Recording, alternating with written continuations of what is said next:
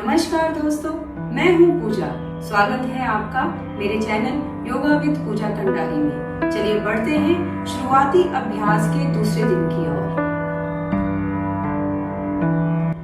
आराम से लेट जाएं, हथेलियां जमीन पर रखें। श्वास लेकर दाहिने पैर को आराम से ऊपर उठाएं।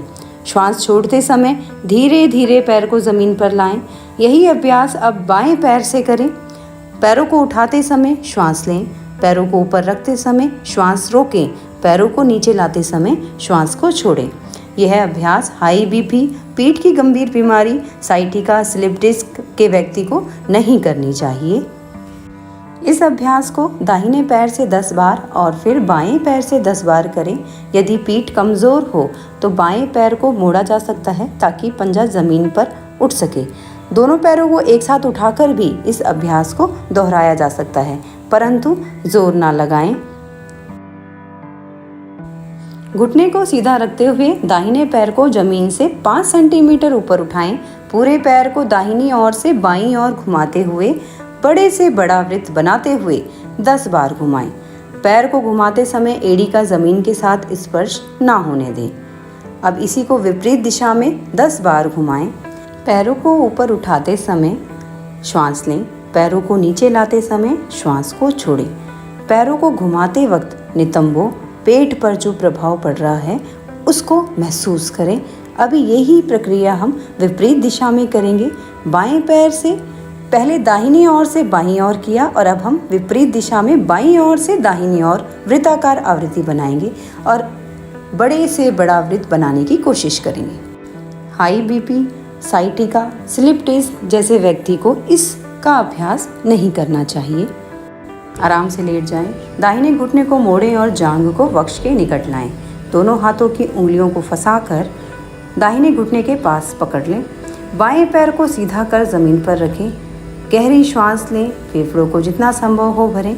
श्वास छोड़ते हुए सिर और कंधों को ज़मीन से ऊपर उठाएं और बिना जोर ना लगाए नाक से दाहिने घुटने को स्पर्श करें। अंतिम स्थिति में कुछ क्षणों तक रुकें। दाहिने पैर से 3 बार और बाएं पैर से 3 बार इसे दोहराएं। दाहिने पैर से ही अभ्यास प्रारंभ करना है क्योंकि यह सीधे ही अधिरोही वृदांत को दबाता है और उसके बाद बाएं पैर से अभ्यास को करें क्योंकि यह अवरोही निम्नगामी वृहदांत्र को दबाता है।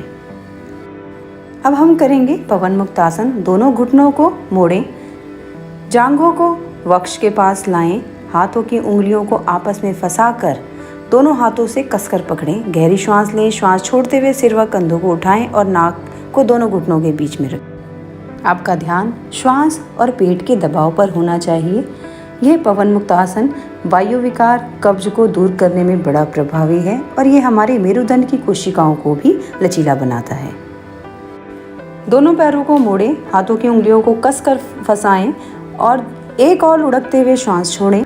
शरीर को दाईं से बाईं ओर और बाईं से दाईं ओर लुढ़काएं। इस अभ्यास को 5 से 10 बार करें।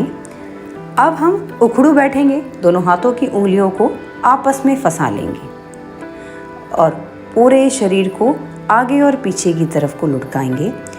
आगे की ओर लुढ़कते समय पाँव पर उखड़ू बैठने की स्थिति में आने का प्रयत्न करें। 5 से 10 बार आगे और पीछे लुढ़कें।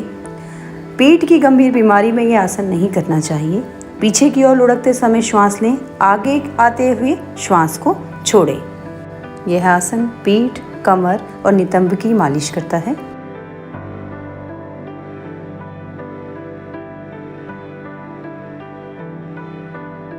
अब हम करेंगे नौकासन। पूरे अभ्यास के दौरान आंखें खुली रहे, गहरी श्वास लें। श्वास को रोककर पूरे भुजाओं, कंधों, सिर और धड़ को जमीन के ऊपर उठाएं। पैरों की उंगलियों को सीध में रखें, हाथों को खुला रखते हुए हथेलियां जमीन की ओर रखें। दोनों हाथों की उंगलियों को फंसाकर हथेलियों को सिर के पिछले भाग के नीचे रखें। कोहनियां जमीन के संपर्क में रहे। धीरे धीरे दोनों पैरों को दाहिनी ओर झुकाएं और इसी तरह धीरे धीरे विपरीत दिशा में ले जाएं। श्वास लेते समय दोनों पैरों को ऊपर उठाते हुए बीच में लाएं।